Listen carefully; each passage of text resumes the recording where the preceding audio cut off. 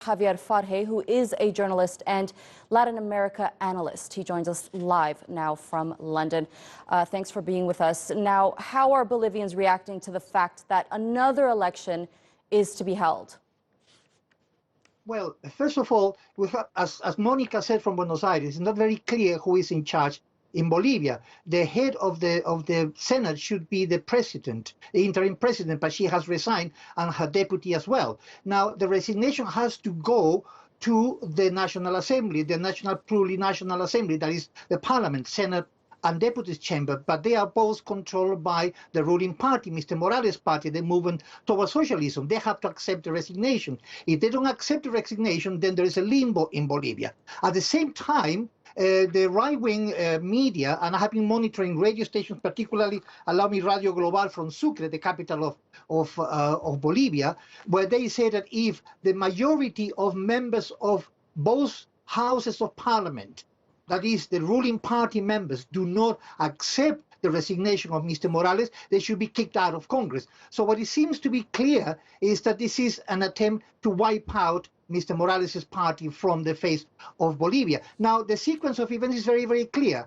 Today, he announced new elections. Then the head of the army, Mr. Kaiser, General Kaiser, suggested that Mr. Morales should resign, and Mr. Morales resigns not long after that. That's a pattern of behavior in terms of military coups in Latin America, but we don't really know at the moment who's going to be in charge, because the people who are supposed to take over from Mr. Morales have gone.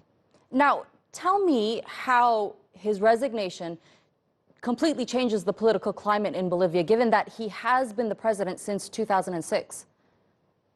Well, it changes a lot because the Bolivians are used to Mr. Morales for the last 14 years. So which is it's going to be very interesting to see what kind of expectations there are. We don't really know whether, for example, he's going to stand for the next election that should be called for the next within the next 3 months and 90 days. Now, they're used to Mr. Morales for the last 14 years. The economy in Bolivia has done particularly well. Many social projects have been implemented, and he has a constituency of people who are going to support him. So we don't really know whether these people are going to come out to the streets to protest against this what they consider it is a coup d'etat. So, but the problem we have at the moment, my dear colleague, is that nobody knows who is in charge in Bolivia. Nobody knows. There's nobody in charge at the moment. And for as long as there's no some kind of settlement in terms of what kind of interim government is going to be formed and created until the next election, then the uncertainty is going to remain, and the confrontations may continue, because there's been a lot of violence against followers of the ruling party in several parts of Bolivia, and many people might come out from sort of followers of Mr. Morales might come out to fight back. So for as long as there is no stability in Bolivia, the confrontation is still possible, and there's a lot of uncertainty. But Bolivia, as I said, has been used to Mr. Morales for the last 14 years. A new Bolivia will emerge from this. We don't know what kind of Bolivia it will be. Now, as Monica said earlier, Bolivia's economy is doing better than some of its neighbors in the region. Why did Bolivians want Morales gone? Mr. Morales called for a referendum to ask the Bolivian people in 2017, in February, if he could stand for a 4th consecutive term.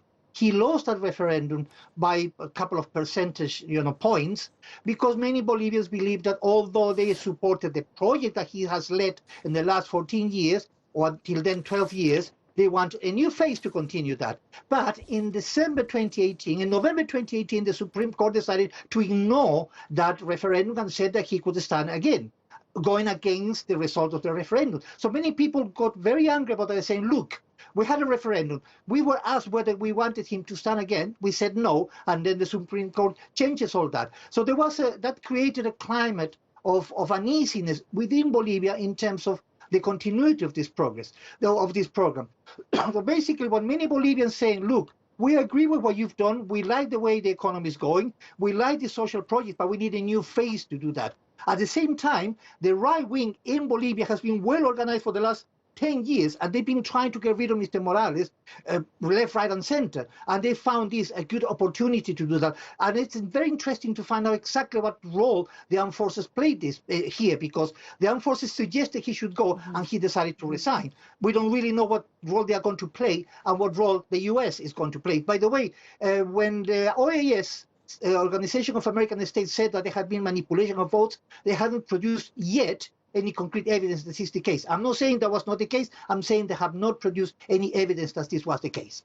All right, we're going to have to leave that there. We will definitely be following this story here on TR2 World so people can stay updated with the latest. Javier, thank you so much for joining us My pleasure.